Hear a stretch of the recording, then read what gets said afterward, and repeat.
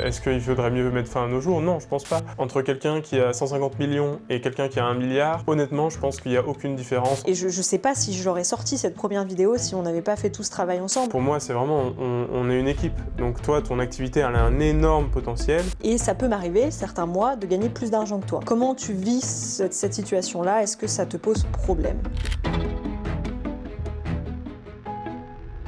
Et d'ailleurs, si vous aussi vous voulez vous lancer dans l'entrepreneuriat, j'ai une solution qui pourrait vraiment vous simplifier la vie avec Indy, qui est aussi le partenaire de cette vidéo. Parce qu'entre les démarches administratives, le choix du statut, la comptabilité, etc., on peut rapidement s'y perdre. Et très honnêtement, c'est un outil que j'aurais adoré connaître quand j'ai commencé mon activité. Indy, pour faire simple, c'est une application qui regroupe tout ce qu'il faut pour se lancer et gérer son entreprise, et il compte déjà plus de 200 000 utilisateurs avec des dizaines de milliers d'avis vérifiés. Ce que je trouve particulièrement intéressant, c'est que l'essentiel de leur service est complètement gratuit. Par exemple, avec le lien qui s'affiche ici et que vous retrouverez dans la description, la création d'entreprise vous est offerte. Avec le lien, vous pourrez aussi prendre rendez-vous avec un expert qui vous guidera dans le choix du statut et tout le reste du processus se fera ensuite en ligne. Et si vous avez déjà créé votre entreprise, Indy va un peu plus loin en proposant plusieurs formules. La formule essentielle est 100% gratuite avec une comptabilité automatisée, la création d'un compte pro et un logiciel de facturation conforme à la facturation électronique, donc c'est quand même déjà très complet. Mais si vous voulez un accompagnement plus poussé de A à Z,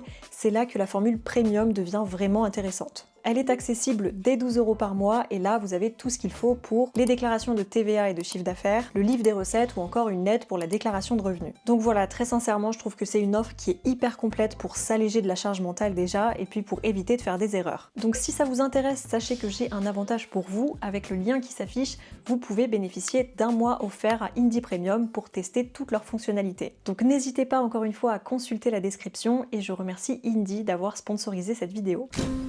Ça, c'est nous, et lui, c'est mon mari. Ça fait 7 ans qu'on partage notre vie ensemble et 1 an et demi qu'on est mariés. Alors bien sûr, comme dans n'importe quelle relation, il y a eu des hauts et des bas, mais surtout des hauts, je vous rassure. Malgré qu'on soit très différents, lui et moi, on a toujours su faire ressortir le meilleur de nous-mêmes ensemble. La grande force de notre relation, c'est peut-être un peu cliché, mais c'est vraiment la communication. On parle énormément. Enfin, quand on y réfléchit, c'est surtout moi qui parle beaucoup. Je suis clairement la pipelette du couple et mon mari, lui, n'aurait pas forcément l'instinct de se confier de lui-même. Donc je lui ai proposé ce concept de vidéo YouTube en me disant que ça pourrait être intéressant de lui donner la parole pour connaître sa vision de notre couple et surtout de l'argent. Parce qu'on sait à quel point l'argent peut être tabou dans un couple et sujet à conflit. Donc j'ai rassemblé toutes les questions que je ne lui ai jamais vraiment posées au sujet de l'argent. Alors bien sûr, comme on discute souvent, je m'attends à certaines réponses ou à certaines réactions de sa part, mais peut-être que je serai quand même surprise parce que ce sera la première fois qu'on fait cet exercice ensemble et j'ignore totalement comment il va réagir face à la caméra. Déjà, merci d'avoir accepté cet exercice. Je sais que c'est pas forcément facile pour toi d'être face caméra, que tu l'as jamais fait, et en plus de ça, tu t'attends pas aux questions que je vais te poser. Donc merci beaucoup. Bah, c'est avec plaisir. Comment est-ce que tu te sens? Est-ce que t'es stressé? Pas vraiment stressé, mais un petit peu mal à l'aise, quoi, disons. Un peu curieux, peut-être? Un peu curieux aussi. J'ai pas l'habitude d'être devant une caméra, donc j'espère que ça se passera bien et que je paraîtrai normal.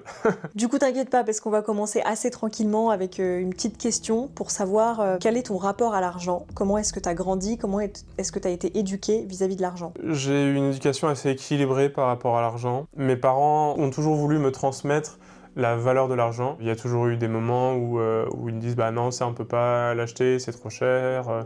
Ils me faisaient comprendre que voilà, on pouvait pas faire tout ce qu'on voulait, mais en même temps, on pouvait faire les activités qui étaient importantes. Quand j'étais plus jeune, je faisais du ski en club, ça coûte cher, mais en contrepartie, voilà, mon père, ça a toujours été quelqu'un qui veut dénicher des affaires. Il allait faire le tour des brocantes, il récupérait des skis d'occasion, mais en bon état pour moi quand j'étais jeune. Au camping, on dormait en tente, on dormait pas dans les bungalows, on n'allait pas à l'hôtel 4 étoiles. Je pense que mes parents ont donné avec ma sœur un peu la valeur de l'argent. Je pense que c'était leur objectif. Je pense pas qu'on ait vécu dans la misère ou dans l'opulence, quoi. Du coup, on va parler maintenant un peu plus du budget par rapport au couple.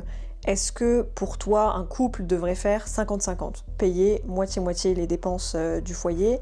Ou est-ce qu'on devrait faire différemment? Si c'est au tout début de la relation, on se connaît à peine, etc., je pense qu'effectivement, 50-50, c'est ce qu'il y a de plus juste, c'est équitable. On ne partage pas entièrement nos vies, donc je pense que 50-50, c'est bien. Pour moi, ça dépend vraiment du stade dans lequel on est dans la relation. Au début, on a commencé, on faisait vraiment 50-50. Après, on s'est dit, on va faire en proportion de nos revenus. Et finalement, aujourd'hui, maintenant, on est mariés, on met tout dans un pot commun. On met de côté l'argent qu'il nous faut pour le mois, pour nos dépenses communes, et ensuite, on divise le reste par 2 et on fait chacun ce qu'on veut avec nos investissements personnels, etc.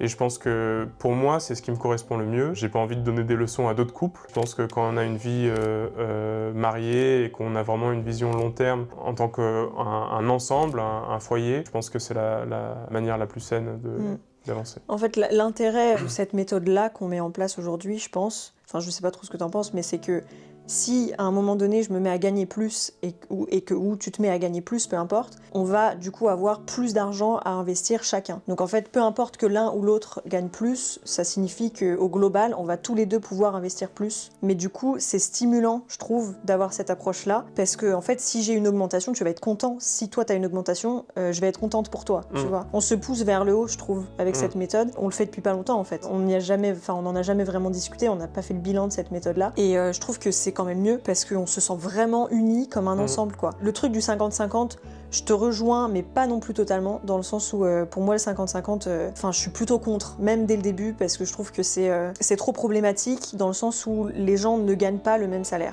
Très tôt, je pense, dans la relation, il faut mettre en place, je pense, à minima, un système de pourcentage. Pour moi, ce qui me paraîtrait le plus injuste, ce serait, par exemple, de dire « bah moi, je paye le loyer, mais toi, tu payes les courses », de séparer comme ça, parce que s'il y en a un qui paye des dépenses variables et l'autre qui paye des dépenses fixes, rien que le fait que ce soit variable, il va pas toujours payer le même montant, donc peut-être que ça sera beaucoup plus, peut-être que ce sera beaucoup moins, on ne sait pas. Ça représente vraiment pas des charges équivalentes. S'il y a une personne qui est très dépensière dans le couple et que l'autre non, on va tout de suite sentir une injustice. On va se dire, moi je paye la partie variable, mais toi tu dépenses un max. C'est pas juste. Les gens se disent c'est la manière la plus simple de faire, alors que finalement c'est celle qui risque de causer le plus de problèmes. Mettre en place un pourcentage, c'est pas si compliqué que ça en fait. Mais il suffit d'estimer les dépenses du couple et de se dire, du coup sur le conjoint, on met peut-être 40% de nos revenus, 42, 43, on calcule en fait. 40% pour quelqu'un qui gagne 1500, c'est pas les mêmes 40% que pour quelqu'un qui gagne 3 ou 4000. Et nous, du coup, on avait cette méthode-là depuis le début de notre relation, mais on a changé que récemment parce qu'on se sent vraiment en confiance dans notre relation, parce qu'on s'est mariés, parce qu'on a une vision long terme. C'est que je pense qu'on peut se pousser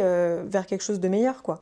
C'est sûr. Et je pense que c'est un peu l'intérêt du mariage aussi, dans le sens où, depuis qu'on est mariés, je trouve qu'on a vraiment évolué sur cette vision, sur notre rapport à l'argent au sein du couple. Je pense que ça nous rend vraiment plus forts. Alors forcément, les gens ils vont nous dire qu'on est plus vulnérable du coup, qu'on prend un risque.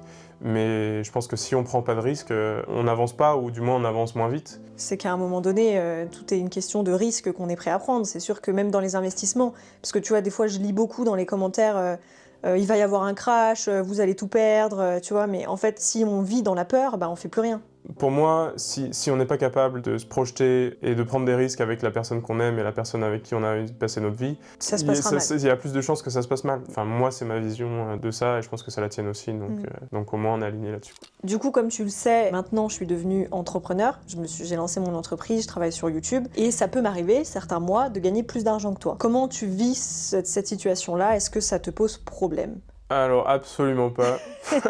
Non, moi je me dis super, tant mieux. Enfin, d'autant plus que maintenant, comme on l'a dit, on partage nos ressources. Donc quand l'un gagne plus, l'autre gagne plus aussi. En fait, on gagne tous les deux plus. Donc pour moi, je me dis c'est génial. En plus, t'as commencé ton activité il y a à peine plus d'1 an. C'est super, moi je te vois réussir, je suis super content pour toi. Je m'attendais à la réponse, mais je suis quand même contente de l'entendre. Non, je sais pas, enfin pour moi ça serait débile. J'espère juste que voilà, YouTube va encore décoller, que ta chaîne se développe. Pour moi, ça sera le mieux pour nous et pour notre famille. Donc moi j'ai envie que tu gagnes plus. Pas de manière simplement égoïste, mais c'est pour toi aussi. Si tu gagnes plus, ça veut dire que tu réussis. Donc ça veut probablement dire que tu seras aussi heureuse parce que tu es épanouie dans ton travail et que ce que tu fais ça marche et ça plaît. C'est vrai que j'ai surtout envie de pouvoir en vivre et correctement et voilà, de faire des choses simples en fait. C'est ça. Parce qu'on a une vision qui est assez simple finalement de la vie et c'est plutôt ça, j'aimerais pouvoir me dire mon travail me permet d'en vivre et c'est quelque chose que j'adore faire. Enfin, du coup ça me permet d'enchaîner un peu avec la question d'après, mais à l'inverse il y a des mois où je vais gagner moins et il y a certains mois quand j'ai commencé notamment où je gagnais très peu. Là par rapport à ça, il y a plusieurs personnes dans les commentaires qui m'ont dit que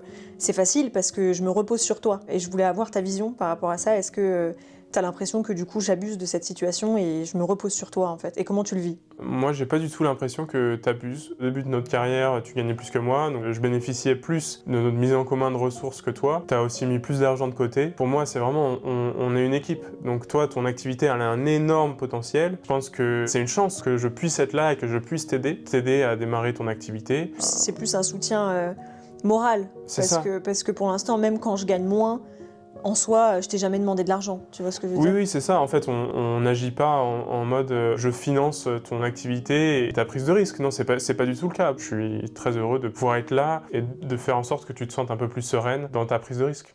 Est-ce que tu penses que j'aurais réussi sans toi? Ah oui, moi je pense que tu aurais réussi sans moi, c'est sûr. Ah ouais? Bah oui, moi je suis là, c'est un soutien moral, mais si vraiment t'avais envie de créer ton activité, tu l'aurais fait. Je pense que de toute façon, t'es comme ça. Comme tu l'as expliqué dans la vidéo où t'expliques pourquoi t'as quitté ton CDI, je pense que t'es quelqu'un qui a besoin d'avoir un peu le contrôle sur ce que tu fais, qui a besoin d'avoir de la liberté, et je pense que l'entrepreneuriat, c'est ce qui te permet le mieux de faire ça. Donc je pense que oui, tu aurais réussi. T'es humble dans cette situation, mais c'est vrai que moi, je manque quand même beaucoup de confiance en moi. Et je sais pas si ça se voit dans les vidéos, mais moi, j'ai besoin aussi d'entendre que ce que je fais, bah, c'est bien, que ça plaît. Et c'est pour ça aussi que souvent, je demande des retours en commentaire, parce que c'est un boost, en fait. Et toi, tu m'as toujours donné ce boost-là depuis la première vidéo. Et je sais pas si je l'aurais sorti, cette première vidéo, si on n'avait pas fait tout ce travail ensemble. J'ai dû apprendre le logiciel, j'ai dû acheter une caméra, j'ai tout commencé de zéro. Et je sais pas si j'aurais réussi tout ça si toi, t'avais pas été derrière en me disant que c'est une bonne idée et que tu crois en ce projet-là. Ça, c'est aussi la force de notre couple, dans le sens où j'avais un projet qui me tenait à cœur et toi, tu m'as poussé pour réaliser ce projet-là. Moi, j'ai pas de doute que tu aurais réussi d'une manière ou d'une autre parce que t'es intelligente, t'as de l'ambition, t'as envie d'améliorer ta situation, t'as pas peur d'agir, t'y vas. Moi, je te donne tout mon soutien, je te donne tout le soutien que je peux, mais je pense que même si j'étais pas là, tu l'aurais fait. Alors, est-ce que ça aurait été avec YouTube ou pas? Je sais pas. Est-ce que ça aurait été quelque chose d'autre? Peut-être. Je pense que t'aurais réussi sans moi, c'est sûr. Est-ce que t'estimes aujourd'hui que l'argent a une place centrale dans ta vie et dans notre vie de couple de manière générale? Je pense que l'argent a une place centrale dans la vie de tout le monde. Aujourd'hui, si on n'a pas d'argent, on peut pas faire grand-chose, on peut pas vivre, on peut pas se loger, etc. Avec ta chaîne YouTube en plus qui parle d'argent, de finances, d'investissement, etc., je pense que ça a un rôle plus important peut-être dans notre vie que dans la vie d'autres et qu'on en parle plus souvent. Mais je trouve ça aussi sain parce que du coup on peut en discuter, on est très ouvert là-dessus, on n'a pas peur de dire ce qu'on pense, ce qu'on a envie. Après, je pense aussi que c'est pour ça qu'on est ensemble, entre guillemets. Enfin, ça fait partie des raisons qui font qu'on est ensemble, c'est qu'on partage les mêmes valeurs. Parce que on connaît aussi pas mal d'histoires de couples où ça se passe pas forcément bien parce qu'ils communiquent pas sur l'argent, alors que ça dirige quand même une bonne partie de nos vies. Et c'est sûr que si on n'en parle pas, forcément ça peut créer des problèmes.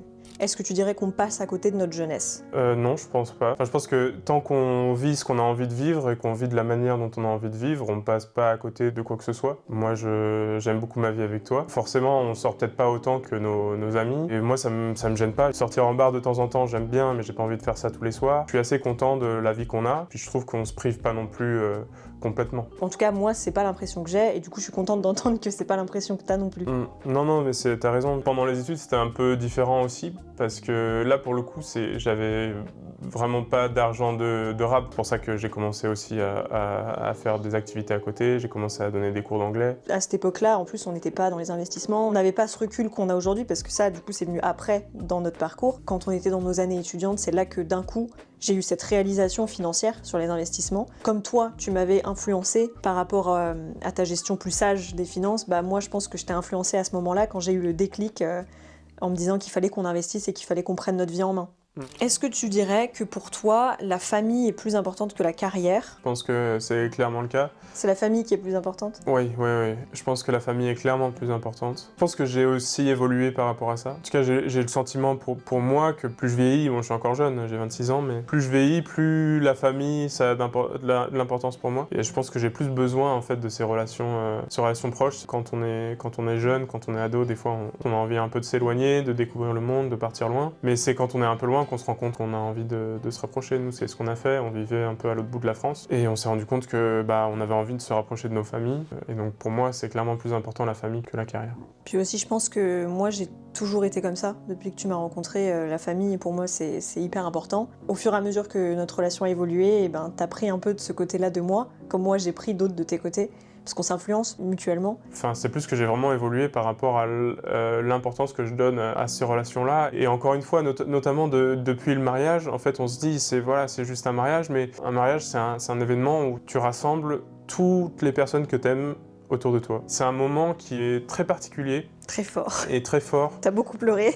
Ouais, je pense que ça m'a touché. Je pense que je me suis rendu compte de l'importance de ces personnes, de la famille, des amis. Et depuis, je pense qu'on a pas mal changé. Ça a renforcé des liens, clairement. Pour nous, c'était le plus beau jour de notre vie jusqu'à présent. Et on se crée aussi un lien fort entre nous deux. En fait, quand on dit, voilà, publiquement, cette personne, c'est la personne avec qui je veux passer ma vie, je pense que ça renforce aussi le couple à ce moment-là. Ouais. Alors là, on rentre dans un sujet un peu plus philosophique, mais est-ce que tu penses que l'argent rendrait plus heureux? Je pense que l'argent peut nous permettre d'évoluer, de faire plus de choses, de se sentir plus libre, mais je pense qu'à un moment donné, il n'y a pas besoin de plus d'argent pour être plus heureux. Enfin, je pense pas qu'entre quelqu'un qui a 150 millions et quelqu'un qui a 1 milliard, honnêtement, je pense qu'il n'y a aucune différence en termes de son bonheur par l'argent. Mais je pense que même moins que ça, moi je dis 150 millions, mais c'est énorme. Mais en fait, on se rend pas compte. Je pense que simplement, dans la situation dans laquelle on est, nous, aujourd'hui, je pense pas que l'argent peut nous rendre vraiment beaucoup plus heureux. Est-ce que du coup, trop d'argent, justement, rendrait des personnes mauvaises, selon toi? Je pense que ça peut, mais je pense pas que ce soit le cas nécessairement. Il y a certaines personnes qui vont penser que pour atteindre une énorme somme de patrimoine, il faut forcément avoir fait des mauvaises choses. On le sait pas en fait, parce qu'on n'a jamais été dans cette situation, mais c'est vrai que ça m'étonnerait pas non plus. Tu vois ce que je veux dire? Que pour atteindre un niveau de richesse qui est si élevé, il faille faire des choses dont on n'est pas fier, tu vois. Je pense que pour beaucoup, on va dire, voilà, telle ou telle personne a fait des mauvaises choses et c'est ce qui leur a permis de gagner de l'argent.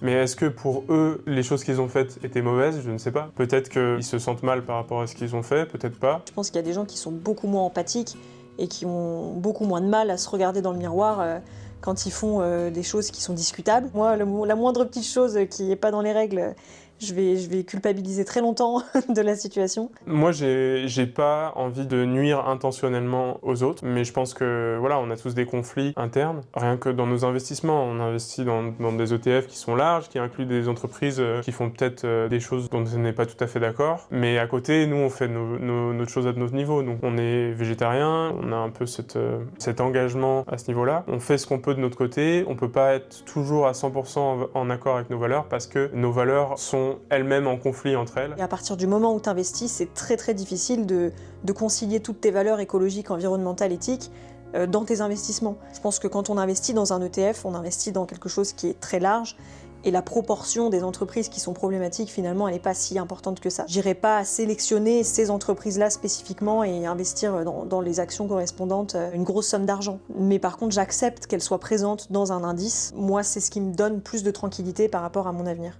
Oui, je comprends. Tant qu'on vit, on sera toujours en conflit quelque part avec nos valeurs.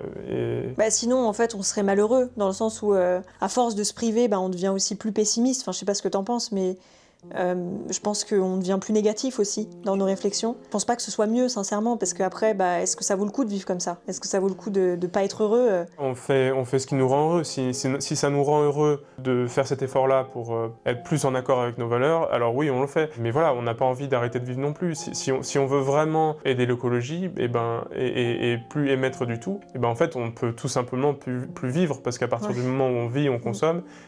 Et à partir du moment où on consomme, on pollue.